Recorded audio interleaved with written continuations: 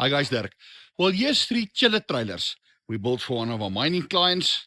Guys, what they basically do with this units is, all 3 of them has got a 300-liter tank inside. So basically, they get filled from the top.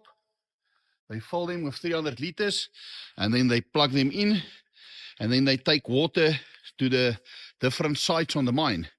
So both of them has got taps on the side, so the guys can fill it up. So on all of these trailers, the guys can basically fill up their drinking water. And guys, this is ice cold. I think this specific unit ran on 2.8 degrees just a while ago. It's got proper chillers in front. It's got a circulating pump, all with covers, bolt on proper 5mm U-channel frame trailers. Well guys, I think this jobs came out quite nice. Tell us what you think.